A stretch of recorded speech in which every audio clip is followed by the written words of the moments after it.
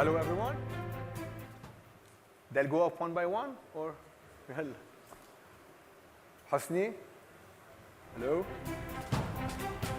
Thank you. Charlie. Hello. George. Hello. And my friend Sudhin. Hello.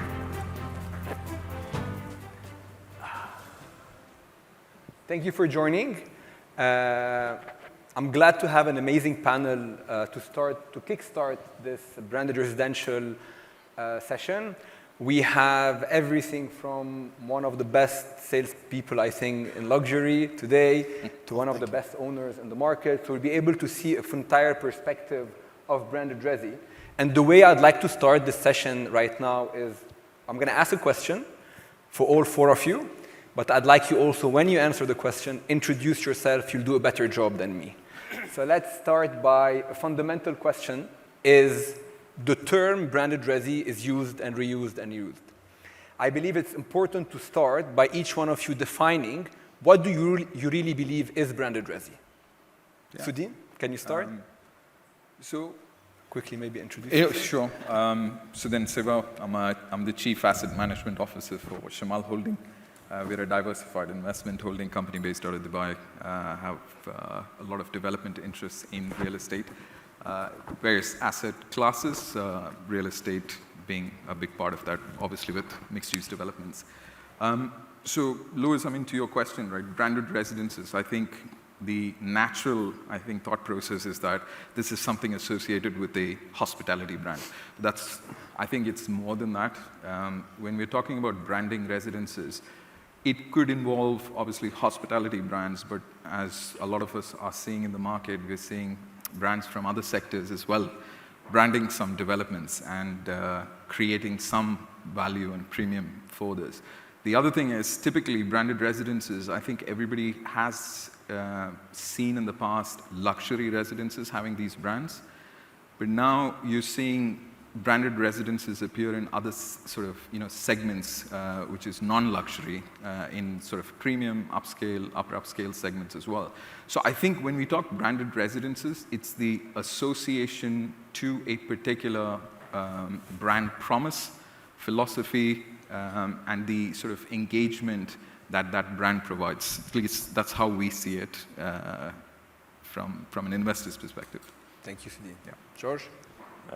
Hello, my name is George Azar. I'm the chairman of Sotheby's UAE, UK, and Saudi Arabia.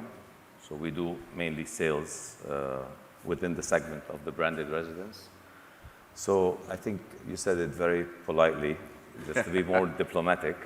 So we see it, because we trade it on a daily basis.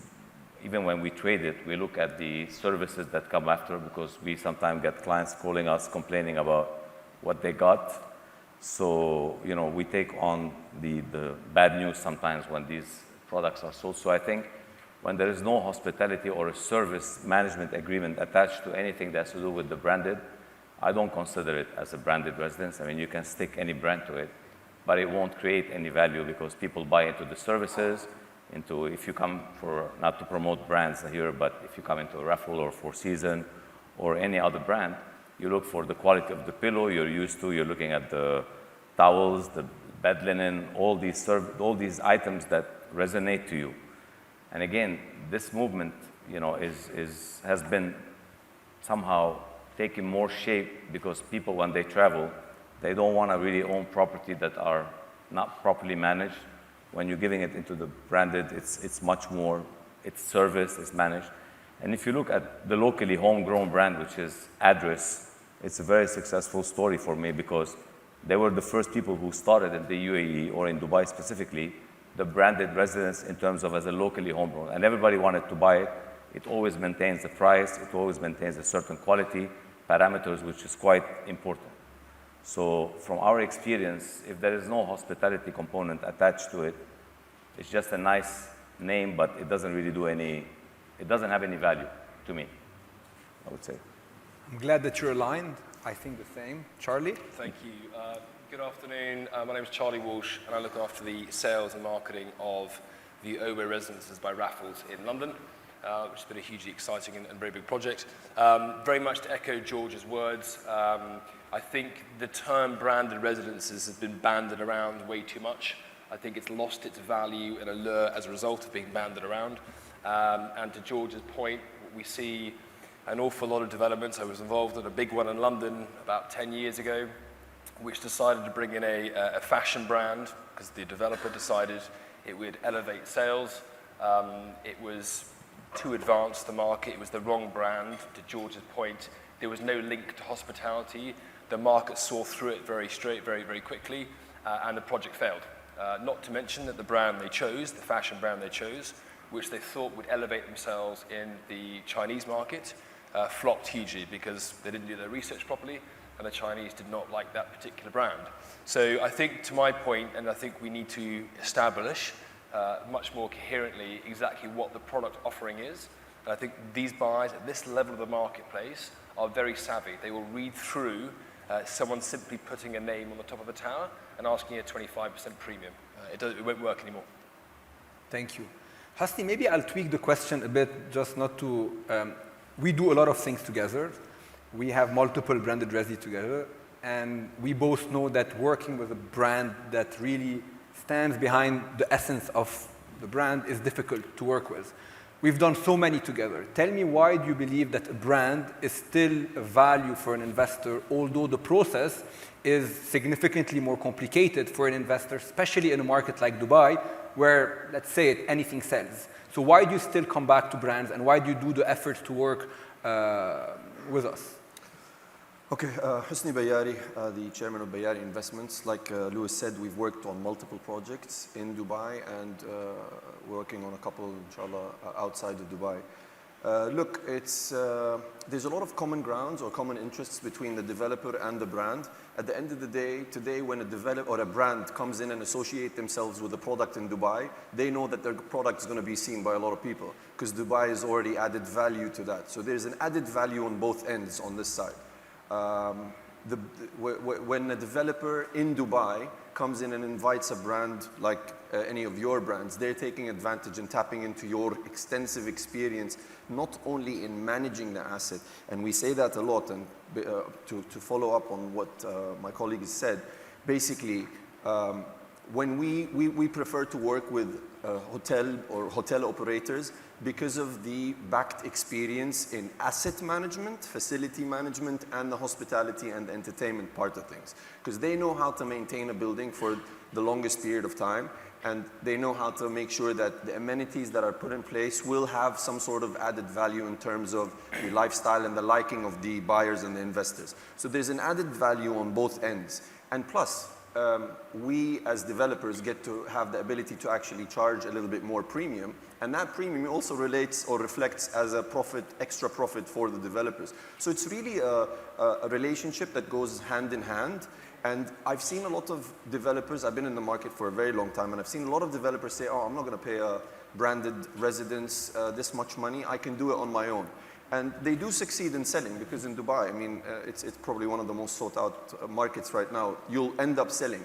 But the thing that we see, and we've seen out of experience, is that after 5 or 6 years, the property that's managed by a hotel operator and the asset managed by a regular one who decided to create his own, is different. It has a significant difference in how it's maintained and what it looks like. You walk into the lobby of a building that's managed by an operator with no experience, you feel that the building's already older. But when you walk into another building, there's still the DNA of the hotel is there. You walk in, there's that movement around the lobby, the cleanliness, the ability, you know, you guys manage thousands and tens of thousands of assets around the world. So one of the most important things we like is your extensive experience in adding that value and maintaining the asset. Thank you, Husni.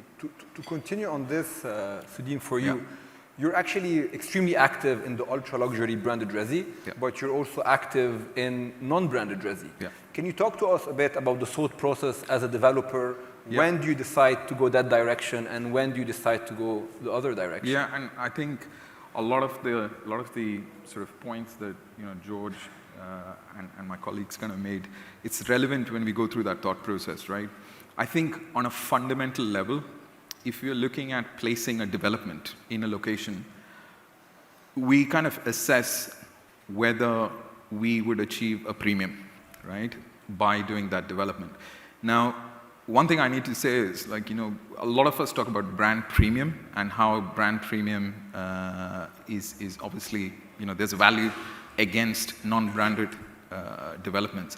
But there's also a cost component that increases, right? So really, it's about the net on either side. So we look at comparisons against both the cost as well as the brand premium, in relation to the revenue.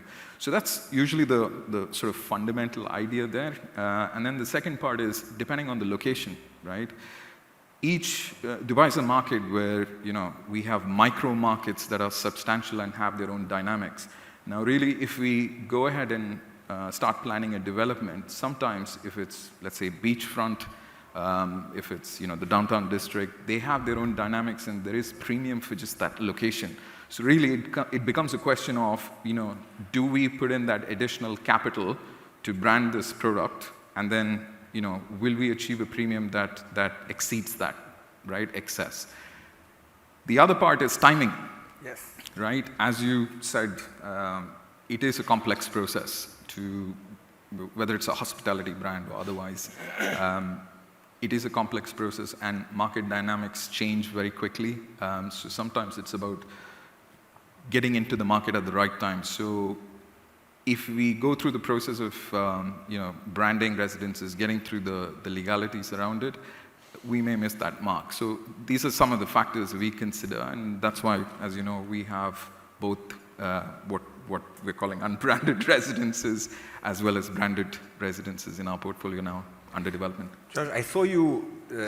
I'd like to add something to that point. It's a very important point, the location, because there's certain areas now in the downtown or in the marina or any of these areas where that zone becomes a branded residence zone. Yeah. So you've got different brands. Exactly. And if you have a plot in there, you cannot just go with a normal residential plot. You need to go with the same vibe of that area. Yeah. So you've got the project in downtown. Yeah. So you've got, that zone's got the Baccarat, it's got a fashion brand behind, it's got the W, it's got, so that area, if you come in and plug in a normal residential building there, it's going to lose value. Correct. So you need to work on the same level as that area. Yeah. And I think that, Husni is actually developing a project in that area, but he can't announce it because he hasn't signed it yet. So Husni... Soon to be signed. So you're putting pressure on him. Yeah, definitely.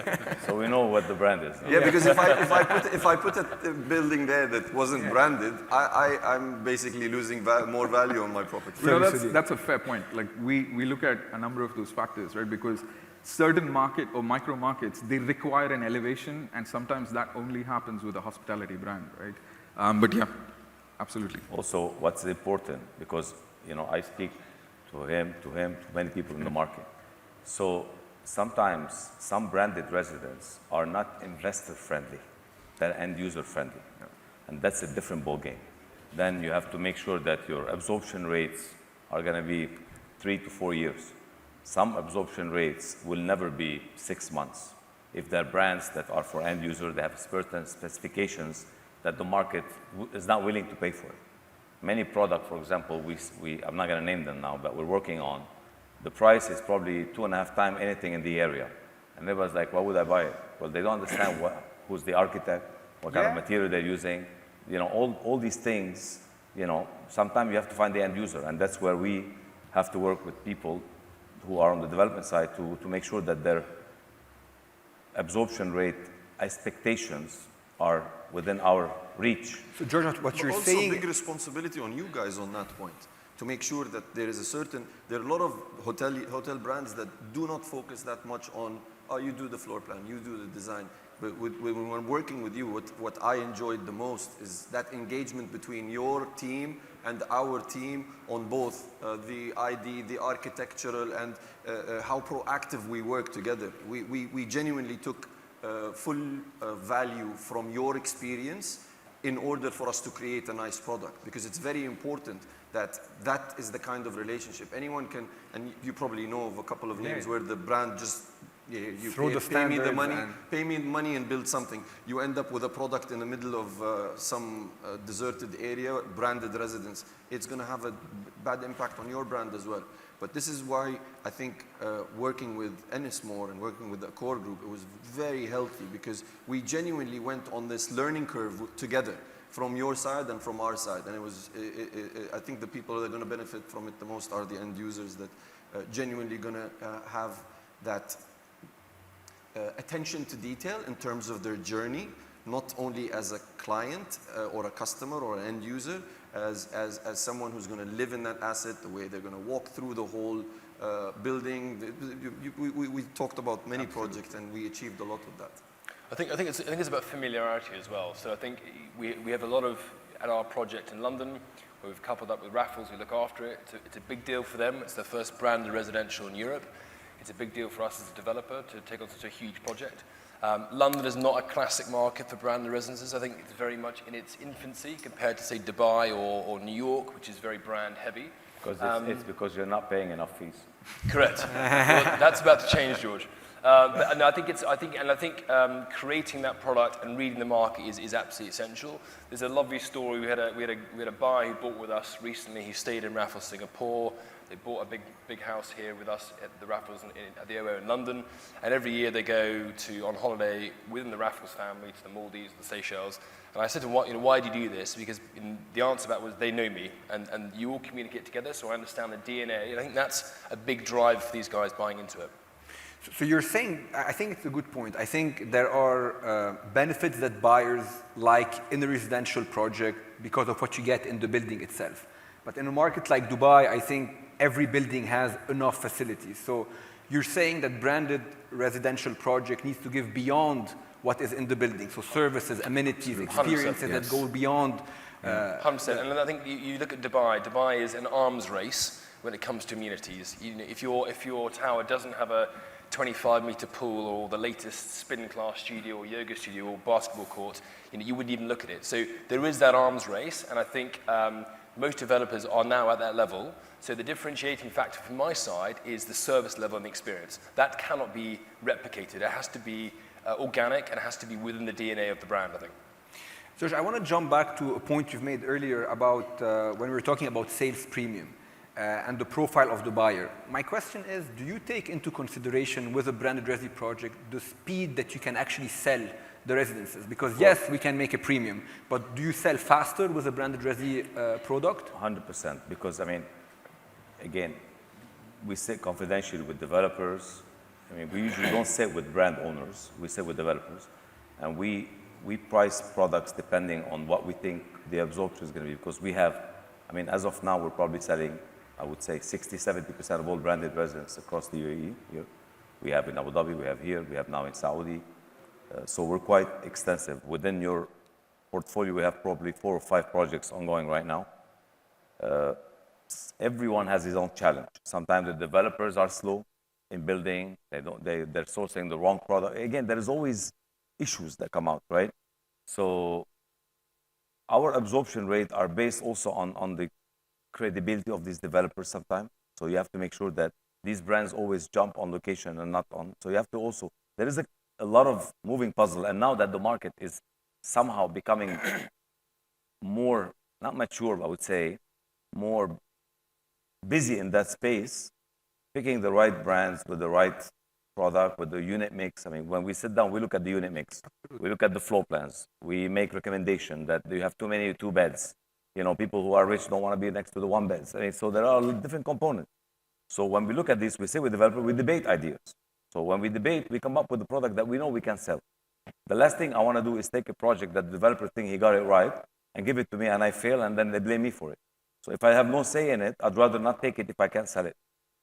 So the premium, we have to look at it, we have to look at everything. So there is a lot of moving puzzles on every project. To add to George's point, I wear different hats sometimes. I'm selling the product, I'm developing the product, but our ultimate goal on the development or the sales part is the exit strategy.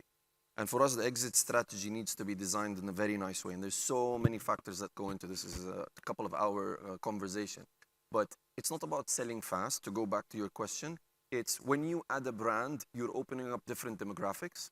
And especially now, with initially back in the old days, when you said brand, you're targeting the high net worth individuals that just want to buy something like a Fairmont or these big old names. But the way things are changing, especially after the pandemic, lifestyles become really very important, even in individual buildings. And you guys are capitalizing on it very well in the sense of creating that kind of quality lifestyle within the building where someone can decide not to go to work and enjoy the rest of the day in his house with the feeling that he is not in an apartment, he's in a hotel where he's getting all the facilities of that.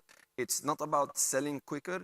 You guys have managed to open up the demographics to the millennials and the Gen Zs as well now. They're starting to look at the brands a little bit more seriously. So yes, we have, we used to think that putting a brand on, you've got that narrow demographics of these high net worth individuals. Now it's opened up and we are actually attracting a lot of the younger generations coming in because they are looking for that lifestyle factor. Thank you, Husni. Also, the designs and layouts are key. And the king in this room is Nick Candy. No one beats him. I've said it to all the developers in Dubai. If you can build like Nick Candy, you will all be in good shape. That I told them. He'll be on a session right after, so he'll give us a bit of insight. But I'm better than him in sales. That's yeah. for sure. This is why you work together. So, Charlie, question to you. You're currently working on an ultra-luxury project. And typically people, they associate a premium to a brand. So when you sell a Raffles or a Four Seasons or a Rosewood, those brands really, by their name themselves, really drive, and they are known to the public. What is your view on when you have new up-and-coming brands that are typically not as recognized in the market, that come in and, as mentioned, probably bring design, probably bring the neighborhood into the building, make it a bit more accessible, bring F&B. What's your view on this? Is it a product that you believe the market is looking for? Is it easy to sell? Are developers interested? Yeah, I think that's a good question. I think depending on the market, you need to marry up which brand I think that market is ready and willing to accept. And I think there's a reason, and you pointed out Nick earlier on, and it's coming on later to talk, but my assumption is for Nick's project originally back in Knightsbridge, it was such an incredible prime location, and it was the first of its type to create what it was developing. It didn't need a brand on it. The brand was the address. It was what it was set out to do. In lesser locations or in locations which need a bit more of a help in terms of establishing themselves, I think that brand is important in creating that. And to your point, I think the younger generation coming in and recognizing these younger brands is quite key. I spent a couple of weeks in China earlier this summer. It's really interesting, talking to the younger generation there who are so much more brand savvy than the older generations, and they really lock on to those brands. They become very aware of what they're buying into. They're not too afraid of the bigger brands, because those bigger brands can have a negative impact. Because you go to one of those big brands, I don't want to mention names. Some people will come in who don't have the money to buy, but like, oh my God, they're overcharging for that. But when you start doing what you guys are doing in terms of segmenting it and creating that larger pool of brands, it kind of bridges that scare gap where people are like, oh, let me see it, let me try it out. So it got a lot of people interested in the product. I think to your point, so Raffles is a classic example. Yeah, I reckon the average that's one of them I don't want to mention. I reckon the average age demographic of the people traveling and using a Raffles hotel brand is probably mid-40s to early 50s. They've made their money, they're enjoying that luxury piece, that service level. But to a sort of 28-year-old tech, guru, it might be 25 hours. They won't want to go to Raffles because they see it stuffy and old and everything else. So I think marrying that up and that marketplace with the product you're developing is really critical. Sudhin, we're starting to see it all in Dubai. Yeah. We've seen the best brands, we've seen people innovate. What do you think is next? How can you stay relevant in the next project and be able to compete with everything that has been done and is being done? What do you think is the next thing that you'd be looking into? Yeah. See, I think, through the course of, being involved in a lot of these branded developments, mixed-use developments, I think one of the key factors is understanding the consumer, right? In essence, there's buyers primary and secondary home buyers, and of course there's investors. I think really it becomes it's about how they perceive a specific brand, what engages them the most, right? To I think the point earlier, some people like the lifestyle concepts and it resonates with them. It's not that they don't want to spend more money, it's just that that's what resonates with them, probably because of age, probably because of who they are as a person. And in other cases, right, it's the luxury brands. So I think we are seeing now more and more an influx of people who appreciate lifestyle brands. And I think when I say lifestyle, I don't mean lifestyle in a more generic way. It's about a particular lifestyle, right? It could be various things. It could be whether it's fitness, whether it's wellness, so heaps of things. So I think it's about catering to that group of people who choose to actually resonate or choose to stay in hotels or in residences where there is that element of lifestyle that appeals to them. So I think we will probably start seeing more of those where it's nice to be in a sort of cool hotel, right? So I think that's the part that's now growing. I think also to your point and the differentiation of product, which I think is quite interesting going back to that younger generation. Yeah. If you look at the younger generation, they don't tend to own cars. People in London that in their 20s and 30s don't own cars. They use Zipcar, they use the car clubs. They don't understand and putting money into that asset. Why would you do that? And I think there is an opportunity there for maybe an Accor or a big hotel group to create almost a lifestyle product where, as these nomadic travelers, they take their laptops, they go and work in Thailand and Dubai and London, they buy into an ownership of a residence club, for want of a better word, where they can spend a certain number of days in each of the clubs, in each of the hotspots around the world, because they are nomadic and they move around. And maybe there is that opportunity which doesn't sort of quite, hasn't quite been created yet. They branded that already. I don't know if I can name it, but it's not part of the Accor story.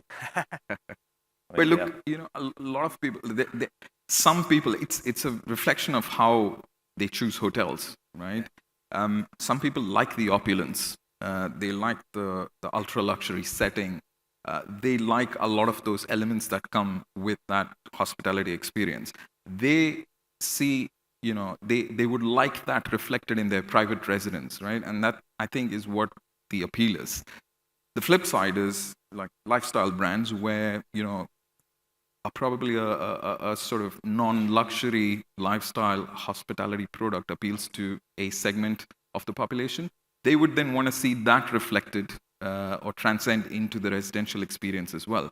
And I think the part that's always missing is, or at least the way I see it, is there's the first part, which is the launch, the talk, the sales, the marketing, the delivery. But then it's also important what happens after, and what happens after for a very long time. They should feel like they're staying in that sort of setting or experience in perpetuity. So that's effectively what's also important.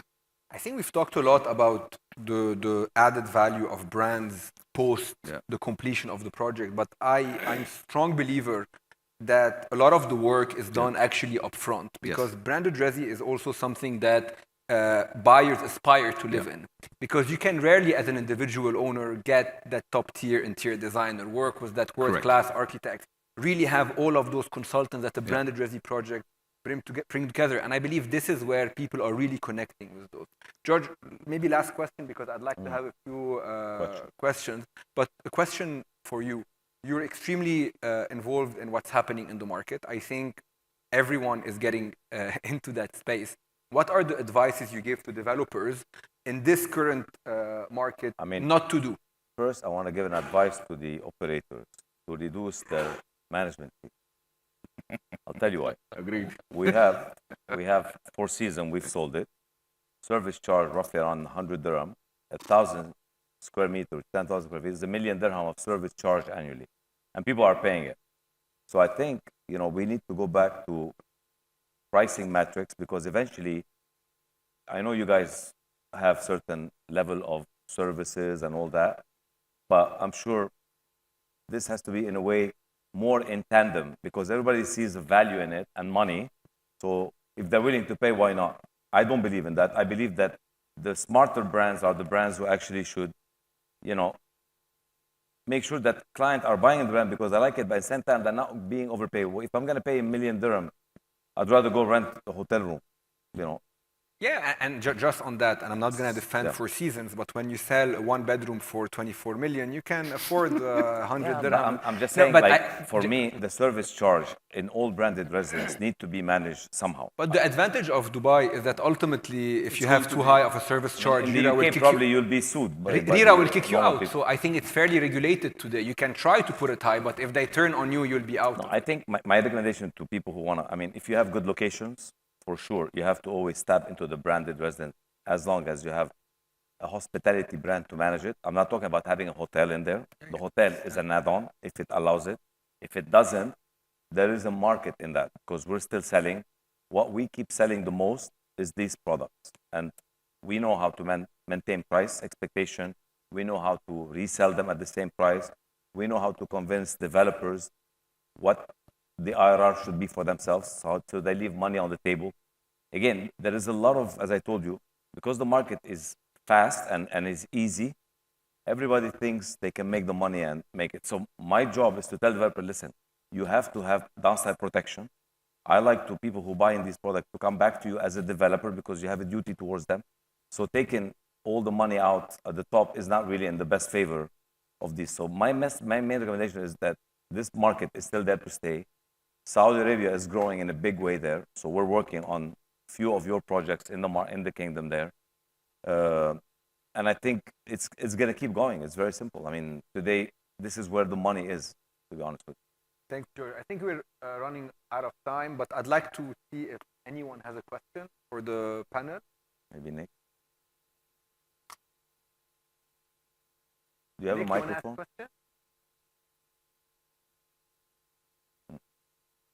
Introduce yourself, Nick. So I'm Nick Candy. I agree with you, George, about the service charge. It's not just in Dubai, it's globally. But surely in a world where tech has helped us enormously in all parts of our life, we can use tech in facilities management. So at the very beginning, as you do these HMAs with hotel brands and various other details you have to look at, surely you should look at how can we clean the windows using robotic drones? How can we, both inside and outside? Using facilities management correctly at the very beginning of these buildings would help enormously reduce the service charges. Even rich people care about money. You pay them in your building. I think there was a question there. If we still have time. Last one. Hi. Interesting discussion, thank you. I think it was briefly mentioned about the exit strategy, but I'm interested to know what actually your commitments towards the owners and what do you do when the brand decides to exit? I thought I was the moderator, so no questions for me, but I didn't hear the question, genuinely. If you can go again, please. I don't know. Can you repeat the question? You mean you didn't hear the question? No, we didn't hear the question. It's tough to hear the question. Oh, sorry. Okay, repeating.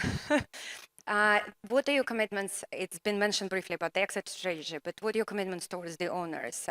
When the brand decides to exit, what happens to the owners? You mean the exit strategy for the I think buyers? she's talking about the brand. The brand cannot But exit. towards the owners. No, she's talking about the end users who are buying the property. What's their exit Yes, exactly. strategy? Yes. Okay. Look, as a developer, my exit strategy, we're typically working on a build to sell here. So majority of the properties we work on are off plan. So there's always a little bit of room for these buyers or the end users to make some money on top of that. We build the assumption of capital appreciation. We understand what the area's developing towards. But the exit strategy for the client is he's getting something different from everything else around him. Look, Dubai is a very crowded market in a sense of developers. There's a lot of developers, there's a lot of competition. In order for you to be able to give your client something good, it needs to stand out from that crowd. And adding the brand, the details, everything we discussed in the last, 30 minutes, these are the things that give the same traffic to the end user in terms of buyers to come and look at his property in the future. Thank you, guys. Thank you. Thank you. Thank you. Thank you.